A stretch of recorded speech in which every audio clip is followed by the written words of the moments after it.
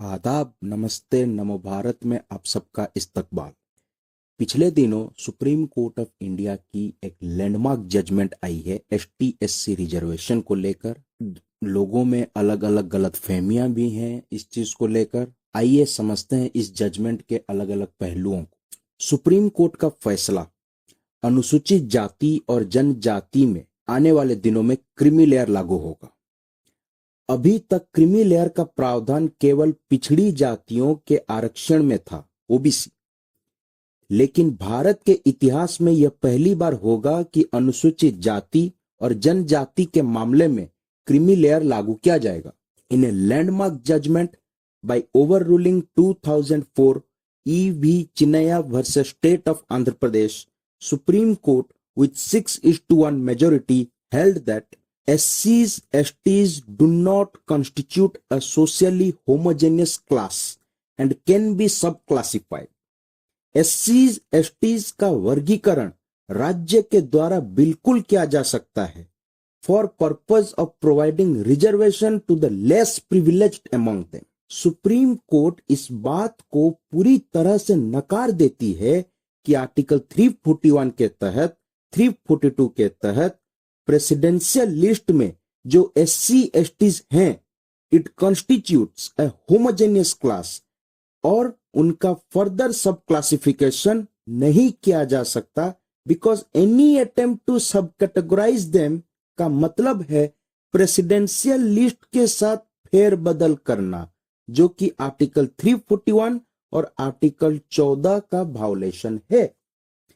ऐतिहासिक साक्ष्यों से यह पता चलता है कि अनुसूचित जातियां समरूप वर्ग होमोजेनियस नहीं है। उप वर्गीकरण संविधान के आर्टिकल 14 के तहत निहित समानता के सिद्धांत का उल्लंघन नहीं करता, साथ ही आर्टिकल 341 क्लॉज 2 का भी उल्लंघन नहीं करता।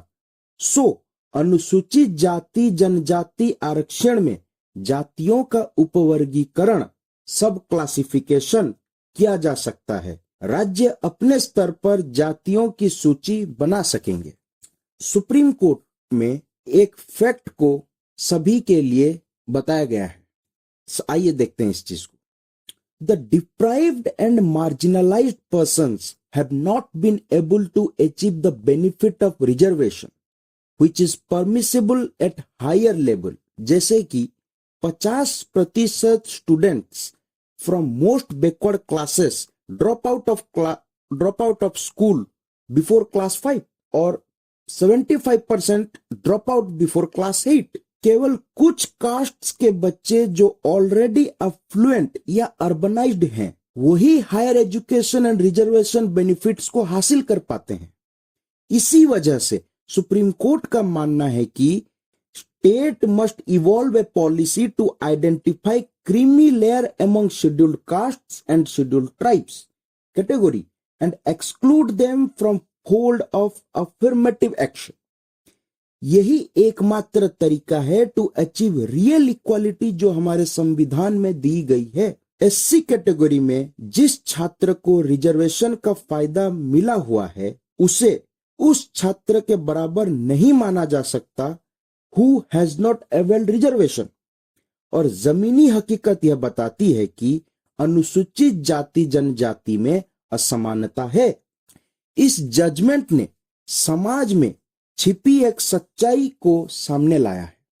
वर्गीकरण के विरोध करने की सोच कुछ वैसी ही है जैसे कि कोई व्यक्ति ट्रेन की जनरल कोच में किसी तरह प्रवेश कर जाता है और प्रवेश करने के बाद दूसरे को आने से रोकने की कोशिश करने लग जाता है। The categories in the presidential list who have already enjoyed a major chunk of reservation should not object to the state providing special treatment to those who have been deprived of such a benefit, and particularly when such a benefit is not being taken away from them. केवल उस benefit का एक हिस्सा को reserve किया जा रहा है for percolating the same benefit to move to more disadvantageous and less represented. अनुसूचित जाति जनजाति के अलग अलग लोगों को जो सामाजिक तौर पे अलग अलग पायदान पर खड़े हैं, अगर सबको एक बराबर अवसर दी जाती है, इससे हम असमानता को और बढ़ा रहे हैं। It can only mean aggravation of inequality. इसी बात को सीजेआई डीवाई चंद्रचूड़ ने एक कंसेप्ट के तहत यह बताया कि उपवर्गीकरण को सब्सटेंटिव इक्वालिटी की नजरों से देखनी चाहिए, यानी law must account for different backgrounds and historical injustices faced by different persons और ग्रुप्स। फिर जो बेनिफिट है वो उसको दी जाए जिससे सबसे ज्यादा जरूरत हो। Benefit trickle down to those who need it the most. तभी जाकर मेरिट को समझना होगा in terms of social goods of equality and inclusivity. जमीनी सच्चाई से इनकार नहीं किया जा सकता है। अनुसूचित जातियों में भी कुछ जातियां ऐसी हैं जिनके साथ दूसरे जातियों की तुलना में ज्यादा अमानवीय बर्ताव होता रहा है। इसलिए भले ही राष्ट्रपति की सूची में एससी एसटी को एक वर्ग माना गया है, मगर जमीन पर अलग अलग जातियों का अनुभव एक समान नहीं है। तभी यह कहा गया है कि राज्य को ऐसी नीति बनानी चाहिए जो एससी एसटी समुदाय में क्रीमी लेयर की पहचान करे और उन्हें अफर्मेटिव एक्शन के दायरे से बाहर निकाले। सब classification with in scheduled castes for the purpose of affirmative action including reservation does not include or exclude any caste or group from the list। Supreme court ने अनुसूचित जाति जनजाति को समरूप समूह होमोजेनियस एक ना मानते हुए वर्गीकरण को संवैधानिक तौर पे जायज ठहराते हुए सबसे जरूरी बात कही है कि there must be a rational principle for such differentiation and the principle must have a nexus with the purpose of subclassification। अनुच्छेद 15 और 16 में ऐसा कुछ भी नहीं है जो राज्य को किसी जाति को उपवर्गीकृत करने से रोकता हो।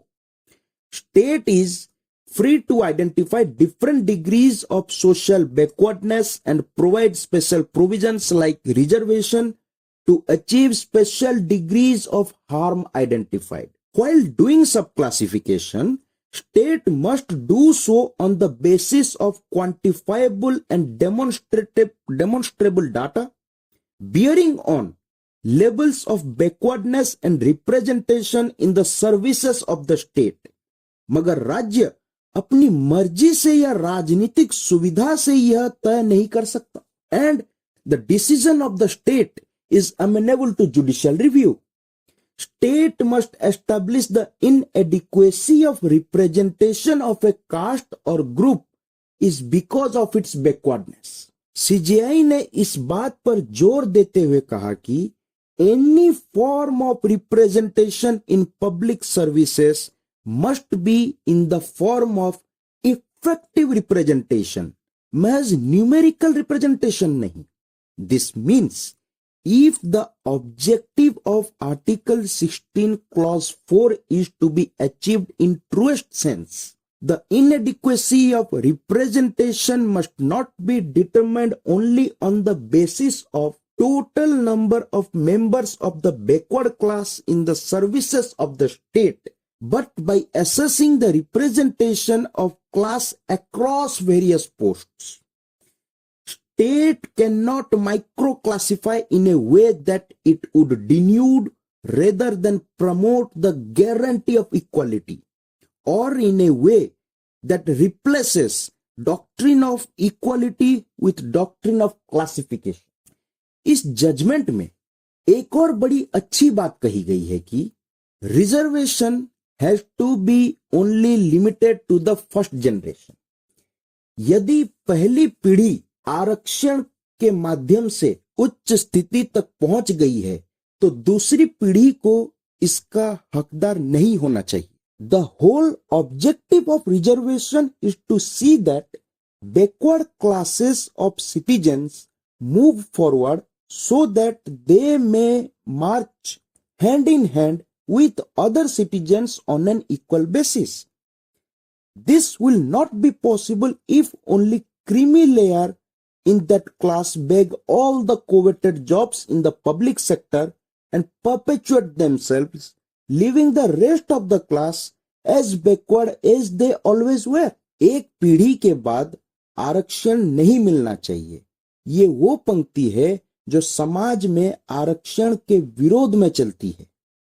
औपचारिक या अनौपचारिक रूप से अदालत का हवाला देकर इसे अब कोर्ट किया जाएगा और फिर आरक्षण किसे मिले किसे नहीं विवाद बढ़ता जाएगा। यहीं से रिजर्वेशन पॉलिटिक्स भी शुरू होती है। राजनीति ने अपने अपने तरीके से आरक्षण को विवादित किया है।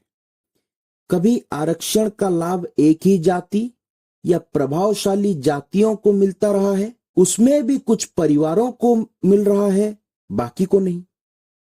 तो अब बहुत सी जातियां खुद को अनुसूचित जाति जनजाति में शामिल कराने के लिए राजनीतिक आंदोलन शुरू करेंगी और सियासी वादें शुरू हो जाएंगी। अब कुछ राज्य के प्रोमिनेंट ट्राइबल दलित कम्युनिटीज कौन कौन से हैं, आइए देखते हैं। जैसे कि महाराष्ट्र में महार मटांग को प्रोमिनेंट एससी कम्युनिटीज मानी जाती है। गोंड भील को लार्जेस्ट ट्राइब्स मानी जाती हैं। राजस्थान में Meghwal is considered the largest SC community. Meena is the most dominant tribal group. Odisha जहां पे 9% ऑफ इंडिया ट्राइबल पॉपुलेशन है, it is the state with highest number of PVTG. Khond, Santal, Gond are the prominent tribal communities. Pan, Dom, Dhoba are dominant scheduled caste. Chhattisgarh में Bhil, Gond is the largest tribal community. West Bengal में Rajbanshi, Matua is the largest scheduled caste group. Assam में Bodo is the largest tribe. So quota within quota बहुत ही संजीदगी और संवेदनशील विषय है। सुप्रीम कोर्ट का यह फैसला आने वाले दिनों में कितना बड़ा मुद्दा बनेगा कोई अंदाजा नहीं है। क्या फिर कोटा विद इन कोटा की मांग नए सिरे से वुमेन रिजर्वेशन बिल को लेकर उठेगी? हो सकता है आने वाले दिनों में यही जजमेंट ओबीसी सब क्लासिफिकेशन की और बात को ले चले। हालांकि जस्टिस रोहिणी के अंतर्गत ओबीसी सब क्लासिफिकेशन की रिपोर्ट पिछले साल सरकार को सौंप दी गई थी। फिर आने वाले महीनों में कई राज्यों में चुनाव के मद्देनजर OBC reservation ST SC are likely to evolve as pivot of politics. और जाति हमेशा भारतीय राजनीति में राजनीतिक विषाद की पहचान रहेगी, आपके पॉलिटिकल अलाइनमेंट को डिसाइड करेगी।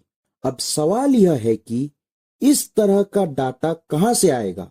अमुक जाति अनुसूचित जाति जनजाति में दूसरे 4 जातियों की तुलना में पिछड़ा जाति है या सबसे पिछड़ा जाति है। जाहिर है इसके लिए जातिगत जनगणना और जनगणना करानी पड़ेगी। आपको याद रहना चाहिए कि मोदी सरकार ने भारत की जनगणना नहीं कराई है, जो 2021 में हो जानी चाहिए थी। कोविड के नाम पर इसे टाल दिया गया था। इस दौर में कितने चुनाव हो गए? कोविड में भी चुनाव हुए हैं, लेकिन जनगणना रुक गई और 2025 तक यह होता नहीं दिख रहा है। So Supreme Court now says that inadequacy of representation is a vital yardstick of backwardness. From untouchability in the Pune Pact to poverty among upper castes for EWS reservation, we have come to the representation criteria in determining backwardness. Inadequacy of representation may be the result of backwardness, not the cause of it. The Chief Justice of India's conclusion about efficiency of administration to promote inclusion and equality is a big positive of this judgment. Similarly, the finding that all seats under a quota cannot be reserved for a single group within SCs and STs will also curb states' powers. However, in terms of social impact, the judgment has unintentionally strengthened the opposition's argument for a caste census to determine the share of different groups in the reservation pie. The judgment establishes the idea of social justice.